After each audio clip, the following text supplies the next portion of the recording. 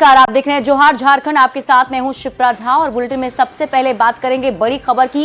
Ranchi civil court के बाद अब रांची कलेक्ट्रेट को भी बम से उड़ाने की धमकी दी गई है और इस धमकी भरे ईमेल में यह भी कहा गया है कि बम स्क्वाड की टीम इस बम का पता भी नहीं लगा पाएगी क्योंकि इसके लिए सल्फर नाइट्रेट बम का इस्तेमाल किया जाएगा।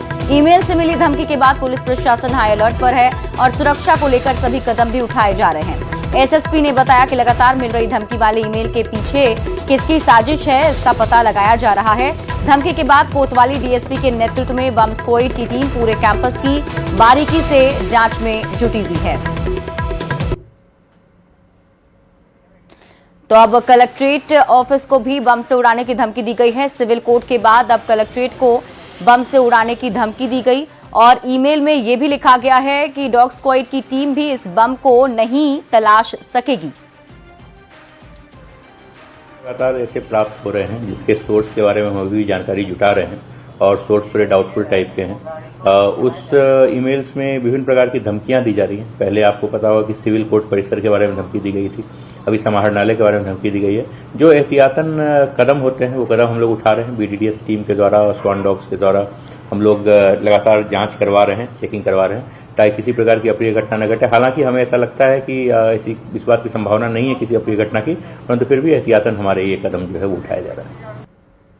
रांची सिविल कोर्ट के बाद अब रांची समाहरणालय को बम से उड़ाने की धमकी दी गई है। ईमेल के जरिए ये पूरी धमकी दी गई है और ये भी चेतावनी दी गई है कि कोई भी बीडीडीएस टीम इस बम का पता नहीं लगा पाएगी। देख सकते हैं, इसे देखते हुए जो जांच है वो इस वक्त यहाँ पर की जा रही है और खासतौर से पूरी टीम जो है वो इस वक्त जांच करते हुए नजर आ रही है। सर, क्या कुछ है, किस तरह का बम कितना? देखिए, कुछ दिन पहले जो है जिस तरह का सिविल कोर्ट के मामले में मेल आया था, उसी तरह का अभी डीसी सर का मेल में एक मेल आया है कि आप लोगों ने जो चेक किया था, इस बार जो हम हैं कलेक्ट्रेट को बम से उड़ाएंगे। तो इसी को लेकर आज हम लोग प्रिकॉशन पे बीडी टीम और डॉग स्क्वाड से चेक करवा रहे हैं।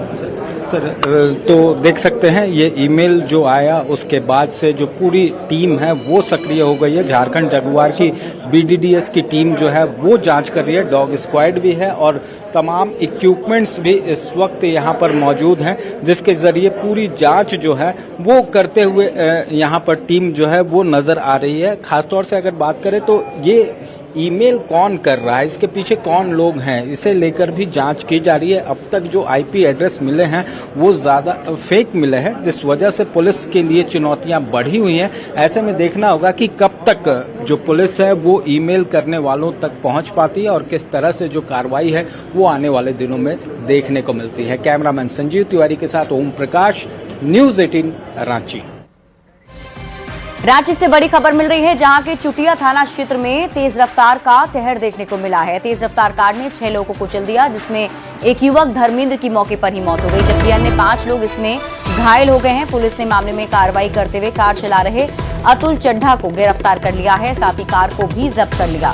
पुलिस पूरे मामले में दूसरे आरोपी की तलाश में जुटी हुई है। बता दें, घटना के पहले मृतक धर्मेंद्र और अतुल के बीच कुछ विवाद हुआ था, जिसके बाद अतुल ने धर्मेंद्र को रौंद दिया। तेज रफ्तार के शिकार अन्य 5 लोग भी बन गए। पुलिस ने कार को हजारीबाग से जब्त कर किया है और आरोपी अतुल को गिरफ्तार कर लिया। जानकारी के मुताबिक कार पर अभी टेम्पररी नंबर लगा है। फिलहाल पुलिस आरोपी से पूछताछ कर रही है, जिसके बाद विवाद का कारण स्पष्ट होगा। चुटिया थाना क्षेत्र के रेलवे कॉलोनी इलाके में एक मामूली विवाद हत्या की वजह बन गई और इस हत्याकांड में न सिर्फ एक व्यक्ति की हत्या हुई बल्कि उसके साथ 5 अन्य लोग भी घायल हो गए। बता दें कि इस कार से ही जो है वो धर्मेंद्र को टक्कर मारी गई थी, उसे रौंदा गया था, जिसमें कि धर्मेंद्र की मौत हो गई। ये कार जो है वो अतुल चड्ढा की बताई जा रही है, जो इस वक्त पुलिस के गिरफ्त में भी है और उसकी कार को भी जब्त कर लिया गया है। बता दें कि घटना कुछ मामूली विवाद जो है वो धर्मेंद्र से हुआ था, जिसके बाद धर्मेंद्र को मारने के इरादे से अतुल ने इस गाड़ी से उस पर हमला किया और कहा जाए तो उसे बुरी तरह से रौंद दिया। वहीं तेज रफ्तार कार होने के चलते अन्य 5 लोग भी इस कार की चपेट में आ गए, जो कि बुरी तरह से घायल हो गए। उसमें एक महिला टीटी भी शामिल है।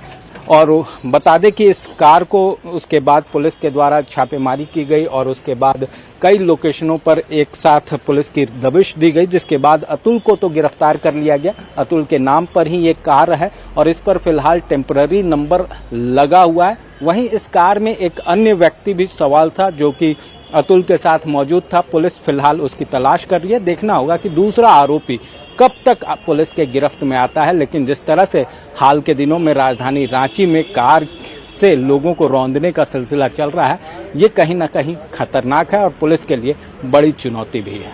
कैमरामैन संजीव तिवारी के साथ ओम प्रकाश, न्यूज़ 18 रांची। रांची में रफ्तार का कहर थमता नजर नहीं आ रहा। आज फिर एक बार कार की तेज रफ्तार का कहर देखने को मिला है। तेज रफ्तार कार की चपेट में बाइक, साइकिल, ई रिक्शा और पैदल चलने वाले लोग भी आ गए।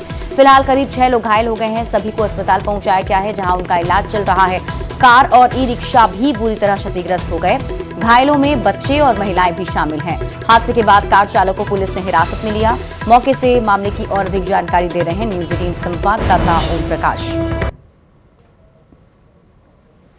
राजधानी रांची के लालपुर स्थित डिस्टिलरी पुल के पास एक भीषण हादसा हुआ है। इस सड़क हादसे में कई लोग घायल हुए हैं। करीब 6 से 7 लोगों के घायल होने की बात जो है वो सामने आ रही है। क्या कुछ हुआ था? ये कार कैसे आई थी? कार आगे से मारते मारते एगो बाइक वाला के मारा, एगो साइकिल वाला के, फिर दोबारा गाड़ी एगो दूसरा के मारा। आते आते यहाँ टुक टुक वाला के मारा, एगो पैदल जा रहा था उसको मारा और जाको सीधे जाको गाड़ी वहाँ बजरा गया, इसीलिए रुक गया। तो आगे जाता था और बहुत कोई के मार देता है। मतलब काफी तेज थी? बहुत 80-90 का स्पीड में गाड़ी था एकदम, बाइक ने। हाँ, बहुत स्पीड में था। डर लग रहा होगा आप लोग को? ऐसा गाड़ी डर लग रहा है, थरथरी कांप रहे हैं हम लोग, जानते हैं। देख के अभी तो लोग एकदम शांत नहीं हुए हैं, इतना डर लग रहा है। देख सकते हैं सामने जो वो टुक टुक है वो क्षतिग्रस्त हुई है। वहीं वो कार भी हम आपको इन तस्वीरों के माध्यम से दिखाने की कोशिश कर रहे हैं कि किस तरह से जो कार है वो बेतरतीब और तेज़ रफ्तार कार थी और उसने कई लोगों को जो है वो अपने चपेटे में लिया। एक टुक टुक को भी लिया तो वहीं पैदल, साइकिल और बाइक से चल रहे लोगों को भी अपना शिकार बनाया। और ख़ासतौर से अगर बात की जाए तो जिस तरह से राजधानी रांची में जो रैश ड्राइविंग है, जो तेज़ रफ्तार है, उसका कहर लगातार देखने को मिल रहा है और पुलिस जो है इसे लेकर लगातार रणनीतियाँ भी बना रही है। लेकिन अब तक इस पूरे विषय पर नकेल कसते हुए पुलिस की टीम नज़र नहीं आ रही है। देखना होगा कि क्या कुछ रणनीतियाँ जो हैं अब तैयार होती हैं ताकि तेज़ रफ्तार पर लगाम लग सके। रांची से न्यूज़ 18 के लिए ओम प्रकाश। बड़ी खबर आपको चाईबासा से बताते हैं, जहां के चकधरपुर रेल मंडल के चाईबासा डगुआ पोसी रेल मार्ग पर हाथियों का झुंड अचानक पटरियों पर आ गया, जिससे इस रूट पर ट्रेन का परिचालन ठप हो रहा है। हाथियों का झुंड काफी देर तक रेलवे ट्रैक के आसपास ही विचरण करता रहा और इस दौरान रेलवे ट्रैक को भी पार किया। हाथियों के झुंड के ट्रैक पार करने के बाद ट्रैक के परिचालन को शुरू किया गया, लेकिन इस क्षेत्र में ट्रेनों की स्पीड कम करने और विशेष सतर्कता बरतने का निर्देश दिया गया है। झारखंड हाईकोर्ट के आदेश के बाद पीटीपीएस पतरातू के हेसला पंचायत में जनता नगर के आवास और जमीन से अतिक्रमण हटाया जा रहा है। इस दौरान पुलिस टीम पर मौके पर मौजूद रही। यहां लगभग 222 एकड़ जमीन जियाडा को ट्रांसफर कर दी गई है। कोर्ट ने 13 जनवरी को जमीन से अवैध कब्जा हटाने का आदेश जारी किया था। कार्रवाई के दौरान जमीन और पीटीपीएस के क्वार्टर में रह रहे लोगों ने प्रशासन के खिलाफ नारेबाजी की और जबरन हटाने पर नाराजगी जताई। और अधिक जानकारी दे रहे हैं न्यूज़ 18 संवाददाता जावेद खान। न्यायालय के आदेश के बाद पतरातू के पीटीपीएस के हेसला पंचायत के जनता नगर से अवैध अतिक्रमण को हटाया जा रहा है। लगभग 222 एकड़ जमीन पर यहाँ पर अतिक्रमण था। लगभग 96 क्वार्टर आप देख सकते हैं पीटीपीएस का ये बना हुआ है।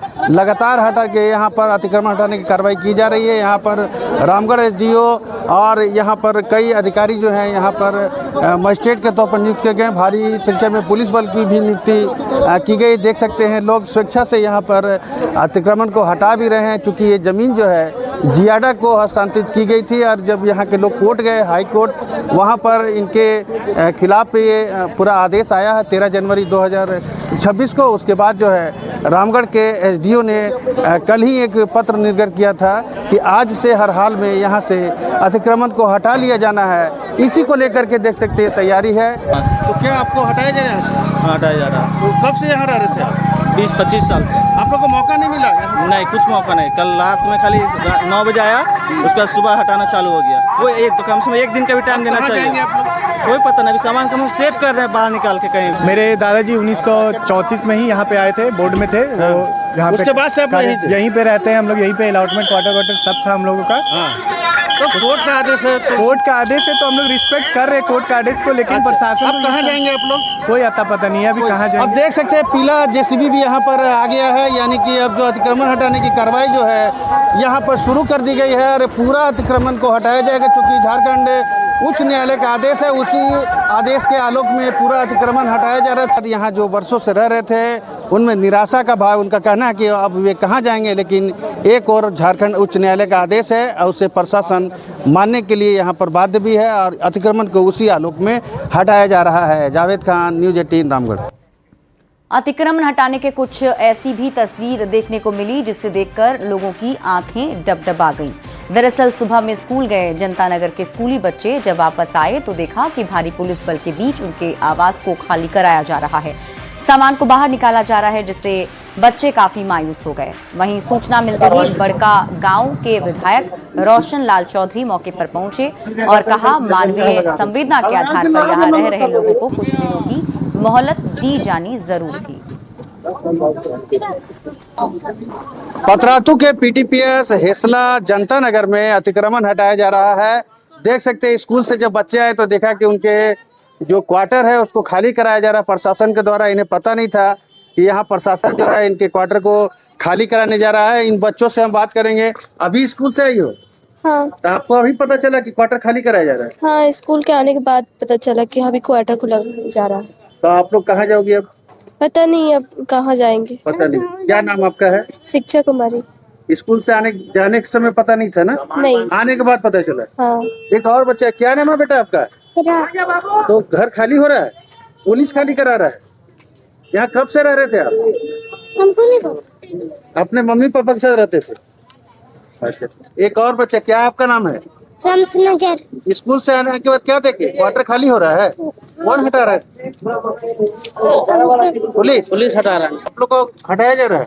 हटाया तो जा रहा है, लेकिन देखिए हम लोग को पता तो था ना स्कूल जाने से पहले, लेकिन स्कूल आने के बाद पता चलता है तो हम लोग स्कूल से भी छुट्टी दे दिया गया। छुट्टी दे दिया गया। देख सकते हैं बच्चों का साइकिल है और सारा सामान है और घरेलू सामान है। स्कूली बैग देखते बच्चे जो है स्कूली बैग इसी गाड़ी में रखा जा रहा है, क्योंकि प्रशासन जो है यहाँ पर हाई कोर्ट के आदेश के बाद काफी सख्ती से अतिक्रमण को हटा रही है। लेकिन बच्चों का कहना है कि जब स्कूल जा रहे थे तो उन्हें पता नहीं था, जब स्कूल से आए तो सारा घर खाली किया जा रहा था। जावेद खान, न्यूज़ 18 रामगढ़।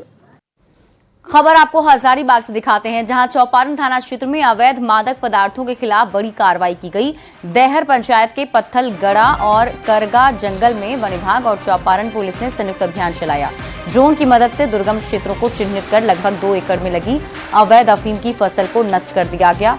घटनास्थल से 8 डिलीवरी पाइप भी बरामद कर नष्ट किए गए।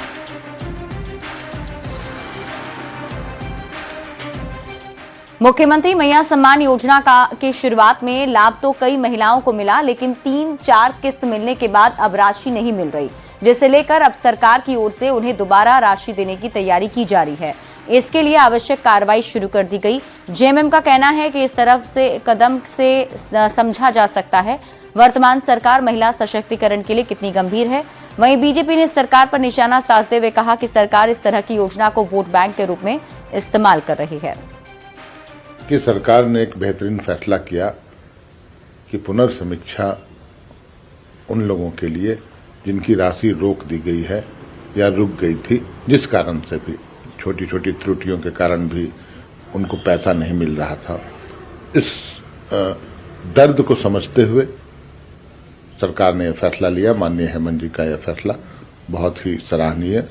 मैया सम्मान योजना की शुरुआत राज्य की सरकार ने की थी, तो तमाम नाम आए और तमाम नामों को राज्य की सरकार ने उनके खाते में पैसा देने का भी काम किया।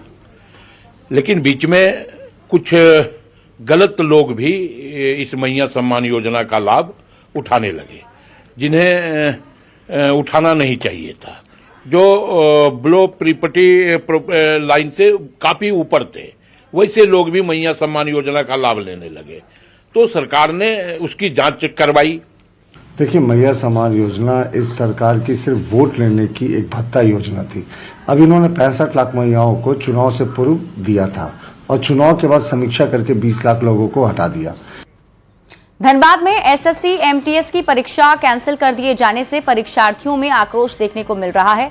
परीक्षा देने आए परीक्षार्थियों ने कहा कि अचानक परीक्षा कैंसिल होने से वो परेशान हैं। वहीं विधि व्यवस्था को शांत रखने के लिए पुलिस मौके पर पहुंची और स्टूडेंट्स को समझाने का प्रयास किया। पूरे मामले पर ऑब्जर्वर रणजीत सिंह ने बताया, सर्वर में गड़बड़ी के चलते 11 फरवरी की परीक्षा कैंसिल कर दी गई। उन्होंने बताया कि परीक्षा की अगली तिथि एसएससी की आधिकारिक वेबसाइट पर प्रकाशित की जाएगी। बताया जा रहा है कि एग्जाम कैंसिल हो गया है। एग्जाम कैंसिल हुआ है, कुछ बच्चा आपका पहले निकल रहा है, कुछ बच्चा बाद में निकल रहा है। आपके अंदर में कौन सा स्टाफ है पता ही नहीं चल रहा है। कुछ बच्चे, कुछ स्टाफ है, कुछ पर्सनल आदमी है उनके, जो कि पता ही नहीं चल रहा वो क्या है। तो सर्वर प्रॉब्लम परीक्षा एसएससी के द्वारा इंफॉर्मेशन दे करके रद्द कर दिया। 11 सेंटर है, 11 सेंटर में रद्द किया गया।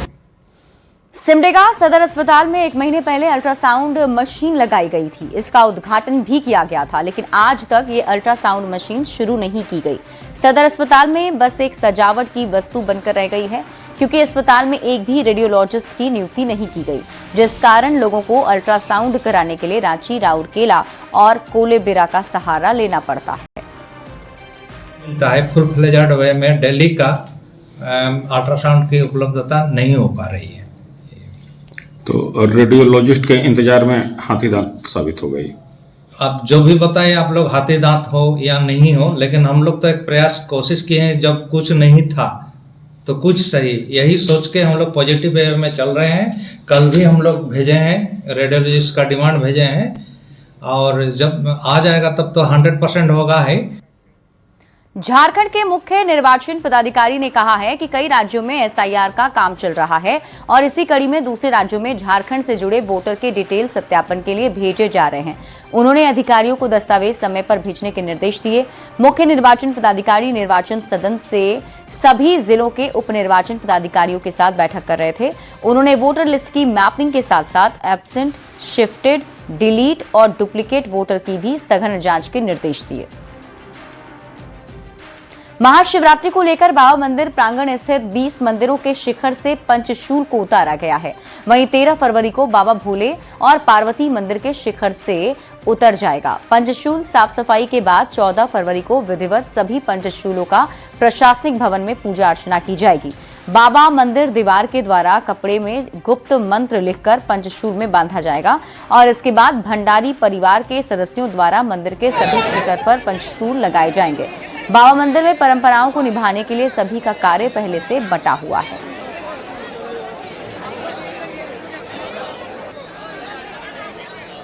उसी का पूजा होता है और उसी दिन फिर पंचशूल को फिर स्थापित किया जाता है। पंचशूल का अर्थ है 5 तत्वों से बना हुआ जो शरीर है, उसी का प्रतीक पंचशूल है। और यह परंपरा जो है बैद्यनाथ मंदिर में सदियों से चली आ रही है। बाबा बैद्यनाथ धाम में बाबा मंदिर के अलावा और 22 मंदिर है और सभी मंदिरों में पंचशूल है और यहाँ पंचशूल की प्रधानता है, तो पंचशूल की पूजा की जाती है। वैसे तो 3 शूल सब जगह, त्रिशूल तो प्रधानता रहती ही है। अभाव, अज्ञान, अंधकार, ये 3 शूल हैं जिसे बोलते हैं, कांटा भी बोलते हैं शूल को। तो यहाँ पंचशूल है। यहाँ चूंकि शक्तिपीठ का विशेष स्थान है, इसलिए यहाँ पंचशूल की पूजा की जाती है। दुमका के मयूराक्षी नदी तट पर हिजला पहाड़ के पास आयोजित होने वाले मेला 13 फरवरी से शुरू होने वाला है। प्रशासन की ओर से मेले की तैयारी के दावे किए जा रहे हैं, लेकिन मेले से पहले ही इसमें कई कमियों का लोगों ने आरोप लगाया और इसे लेकर आदिवासी समुदाय अपनी बात रखने के लिए एसडीएम के पास पहुंच गया। आदिवासी कलाकारों ने मेले में प्रदर्शन के पुराने बकाए पैसे की मांग की। आरोप है कि 2024 और 25 में जिन कलाकारों ने अपनी प्रस्तुति दी, उन्हें अब तक भुगतान नहीं मिल सका है। आदिवासियों ने ओलचिकी लिपि में प्रचार प्रसार नहीं किए जाने पर नाराजगी भी जताई। प्रशासन की मनमानी रोकने और आदिवासी अस्मिता की रक्षा का संकल्प लिया। और कुछ एक जो मेला समितियों जो उद्देश्य भटक के आज मेला का स्वरूप दे रहे हैं, तो हम ये कहेंगे कि ये मेला का स्वरूप नहीं है। आज हमारे यहाँ का जनजाति का कैसे भाषा का विकास हो, हमारे जनजाति का रहन सहन क्या है, रीति रिवाज क्या है, वहाँ का भाषा संस्कृति क्या है, उस पर फोकस करना चाहिए। आज यदि जितना भी संस्कृति कार्यक्रम हो रहा है ट्रेडिशनल होना चाहिए। बाहरी कलाकार आते हैं, बाहरी से जो यहाँ नृत्य करने आते हैं, उन लोगों को जैसे ही उसका कार्यक्रम खत्म होता है और साथ ही साथ उसका पेमेंट किया जाता है। और यहाँ के जो संथाल परगना के रहने वाले कलाकार या हमारे छात्रावासी लोगों को अभी तक इसको आपका पेमेंट पैसा का भुगतान नहीं किया गया था। खबर रामगढ़ से है, जहां के मांडू प्रखंड के बाहुल्य फागू बेड़ा में पक्की सड़क की सुविधा भी नहीं है। इस टोले तक बारिश के दिनों में पहुंचना मुश्किल होता है। ग्रामीणों के मुताबिक कच्ची और उबाड़ खाबड़ वाले सड़क होने के कारण पैदल चलने में भी काफी कठिनाई होती है। सरकार गांव टोला में सड़क बनाने का दावा करती है, वहीं फागू टोला में पक्की सड़क तक नहीं है। ऐसे में विकास का दावा यहां पर खोखला साबित हो रहा है। इस वक्त मैं मौजूद हूँ मांडू प्रखंड के मांडू चट्टी पंचायत के फागू टोला में। यह संथाली आदिवासी बहुल टोला है, जहां पर 30 घर में 150 की आबादी है। लेकिन देख सकते हैं सड़क की हालत। आज़ादी के बाद से प्रखंड मुख्यालय से फागू टोला आने के लिए पक्की सड़क नहीं बन पाई है। ऐसे में समझ सकते हैं कि झारखंड में किस तरह का विकास। यहाँ पर ये बहुत सारी दिक्कत है। यहाँ पर जो रास्ता आप देख रहे आए हैं अभी आप उसमें देख रहे हैं कि यहाँ आज़ादी का इतना साल हो गया लेकिन आज भी पक्का सड़क का। प्रखंड मुख्यालय से कितना दूरी है? प्रखंड मुख्यालय से महज 3 किलोमीटर की दूरी पर है। कच्चा सड़क है? जी हाँ, पूरी कच्चा सड़क है। बरसात में तो और भी दुभर हो जाता है, आना जाना गाड़ी भी नहीं आ पाती है यहाँ। ऐसे में यहाँ फागू टोला के संथाली आदिवासियों के दर्द को आसानी से समझा जा सकता है। जहाँ सरकार एक और विकास के दावे करती है, जनप्रतिनिधि विकास के नाम पर वोट पा जाते हैं, लेकिन मांडू प्रखंड के मांडू चट्टी पंचायत के संथाली आदिवासी बहुल फागू टोला में विकास यहाँ पर दम तोड़ती हुई दिख रही है, जहाँ पर बुनियादी सुविधाओं के नाम पर सड़क भी इन लोगों को मैसर नहीं है। जावेद खान, न्यूज़ 18 रामगढ़। और यहाँ रुकने एक छोटे से ब्रेक के लिए जल्द लौटते हैं।